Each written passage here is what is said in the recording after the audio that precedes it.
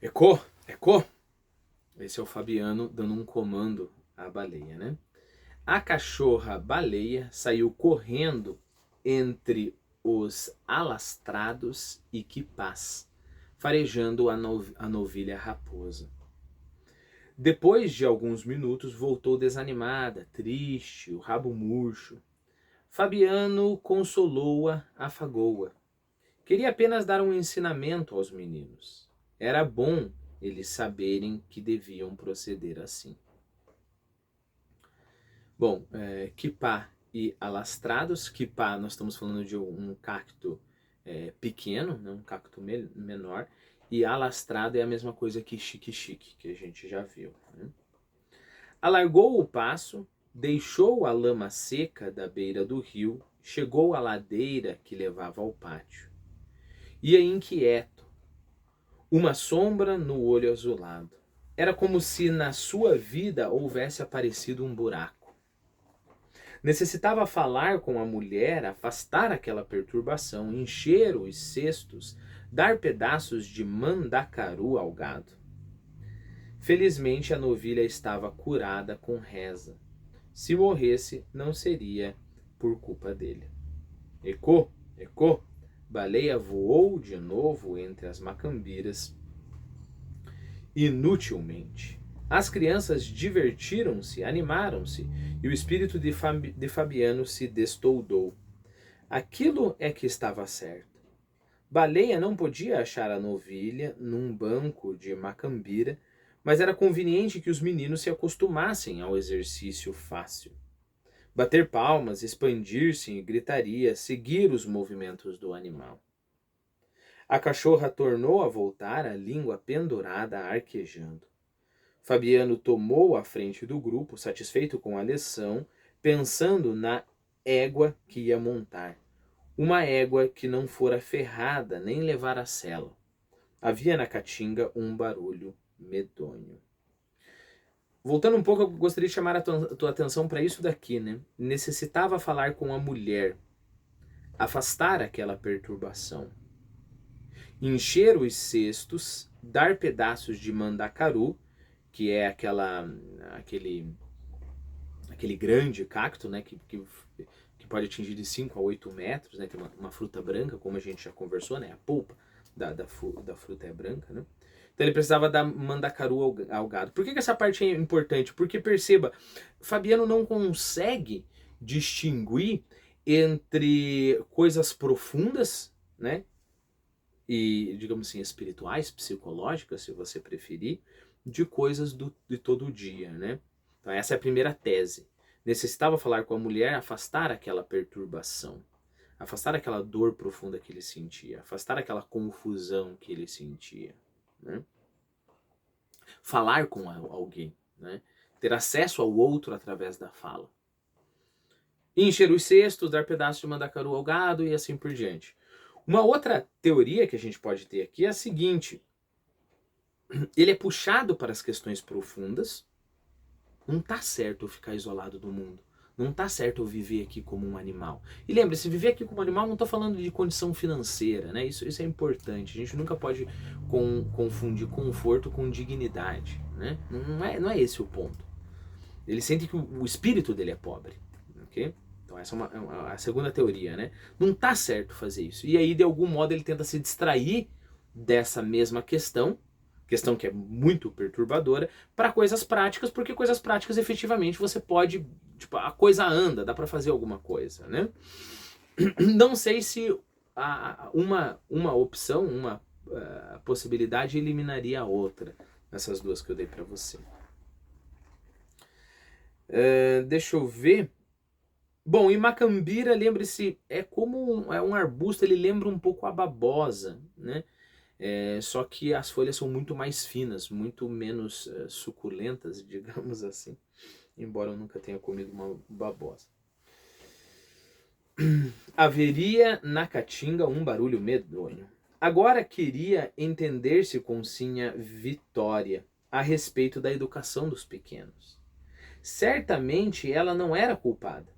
Entregue aos arranjos da casa, regando os craveiros e as panelas de losna descendo ao bebedouro com o pote vazio e regressando com o pote cheio, deixava os meninos soltos no barreiro, enlameados como porcos. E eles estavam perguntadores, insuportáveis. Fabiano dava-se bem com a ignorância. Tinha o direito de saber? Tinha. Não tinha. Está aí, ele falou em voz alta. Se aprendesse qualquer coisa, necessitaria aprender mais e nunca ficaria satisfeito. Lembrou-se de seu Tomás da Bolandeira, dos homens do sertão, o mais arrasado... Desculpe, a entonação não está boa. Dos homens do sertão, o mais arrasado era o seu Tomás da Bolandeira. Por quê? Só se era porque lia demais. Ele, Fabiano, muitas vezes dissera a seu Tomás: vossa mecê não regula. Para que tanto papel? Quando a desgraça chegar, seu Tomás se estrepa, igualzinho aos outros. Pois viera a seca, e o pobre do velho, tão bom e tão lido, perdera tudo. Andava por aí, mole. Talvez já tivesse dado o couro às varas. Que pessoa como ele não podia aguentar verão puxado. Certamente aquela sabedoria inspirava respeito. Quando o seu Tomás da Bolandeira passava, amarelo, sisudo, corcunda, montado num cavalo cego, pé aqui, pé acolá, Fabiano e outros semelhantes descobriam-se, ou seja, tiravam um chapéu, né, em respeito. E seu Tomás respondia tocando na beira do chapéu de palha. Virava-se para um lado e para outro, abrindo muito as pernas calçadas em botas pretas com remendos vermelhos. Em horas de maluqueira, Fabiano desejava imitá-lo. Dizia palavras difíceis, truncando tudo, e convencia de que melhorava. Tolice. Via-se perfeitamente que um sujeito como ele não tinha nascido para falar certo. Okay? Entenda esse falar certo muito mais profundo do que o falar certo, tipo, não falar para mim fazer, né? Nós faz. Não é esse certo que ele está falando. Né? Não é isso que uma boa fala evitaria. Né? Uma boa fala evitaria que a língua fosse um mistério para ele, né? A boa fala organizaria, como a gente falou no vídeo passado, né? E, a propósito, através de uma reflexão como essa, nós ficamos sabendo da hierarquia da língua, né? Da hierarquia da língua. Então, a expressividade está lá, no topo, né? E a gente tem diversas questões, por exemplo, a organização, a sintaxe, etc, etc. Para alguns erros que muitas pessoas consideram mais importante de tudo, está lá na base, né? Menos importante. Né? Por que eu digo isso para você? Porque uma das coisas mais imbecis que um ser humano pode fazer é alguém estar num discurso defendendo uma determinada ideia e aí a pessoa no meio solta sei lá, haviam tantas coisas, em vez de havia tantas coisas. E aí o imbecil que se apega ao exterior da língua, olha para aquilo ali e fala: ah, não, como é que eu vou ser convencido por você se você nem sabe falar português, né? Sai ali para mim fazer, e o imbecil que não tem profundidade vai olhar para aquilo ali, se apegar àquele para mim fazer, principalmente se há uma discussão, né, uma divergência de ideia, se apega a esse detalhezinho para julgar a inteligência do outro. Ora, a minha falecida sogra, por exemplo, ela tinha inteligência muito maior do que muitos acadêmicos que eu conheci.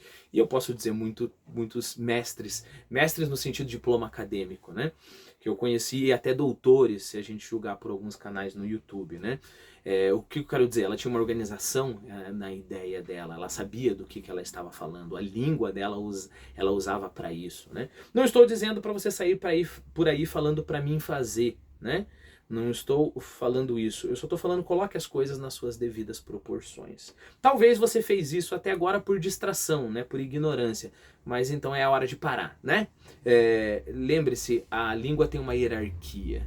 Né? Se você pega um artigo... Eu conversei com um revisor uma vez de jornal. Se você pega um artigo de jornal cheio de erro de português, é fácil para o revisor consertar aquilo ali. Se você pega um artigo do cara que não sabe, ele não tem uma linha na sua fala, ele não sabe exatamente do que ele está falando, não tem essa clareza, a única coisa que você pode fazer com um artigo é jogar no lixo, né? Então tenhamos a noção da hierarquia da língua, né? O que é importante, o que é menos importante, o que é não tão importante assim, o que é bonito se você conseguir fazer. Né? Voltemos para cá. Eu sempre faço essas digressões porque, por exemplo, há um tempo atrás, num dos canais, teve lá uma pessoa fazendo uma pergunta extremamente interessante e aí vem um desses imbecis corrigindo a pessoa, né? A primeira pessoa que estava fazendo a pergunta interessante perguntou: haveriam coisas, etc, né? Não, eu não sei, mas ele cometeu um erro bobinho assim, né? E aí o outro, em vez de pensar na questão, que é extremamente mais interessante, ficou: esse português é ruim. Bom, desculpe pela digressão, mas eu não quero que você se torne ou continue sendo uma dessas pessoas, né? É importante que essas pessoas acabem. Então, em horas de maluqueira, Fabiano desejava imitá-lo. Dizia palavras difíceis, truncando tudo, e convencia de que melhorava. Tolice! Via-se perfeitamente que um sujeito como ele não tinha nascido para falar certo. Seu Tomás da Bolandeira falava bem, estragava os olhos em cima de jornais e livros, mas não sabia mandar, pedia. Esquisitice um homem irremediado ser cortês. Até o povo censurava aquelas maneiras, mas todos obedeciam a ele. Quem disse que não obedeciam? Interessante como ele se contradiz, né? Como ele não percebe a sua própria ignorância. Aí sim, nós temos uma confusão, né?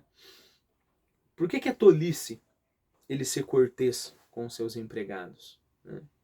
E aí a resposta do Fabiano seria: não, ninguém faz isso. Né? Tá errado fazer isso. Ninguém vai respeitar ele se ele começar a fazer isso. E aí o próprio Fabiano nota que não, respeitavam. Né?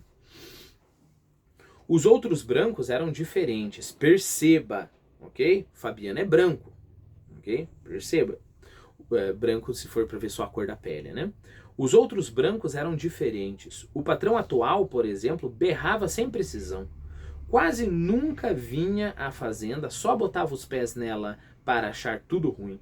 O gado aumentava, o serviço ia bem, mas o proprietário descompunha o vaqueiro. Natural. Descompunha porque podia descompor, e Fabiano ouvia as descomposturas com o chapéu de couro debaixo do braço, desculpava-se e prometia emendar-se. Mentalmente jurava não emendar nada, porque estava tudo em ordem, e o amo só queria mostrar autoridade, gritar que era dono. Quem tinha dúvida?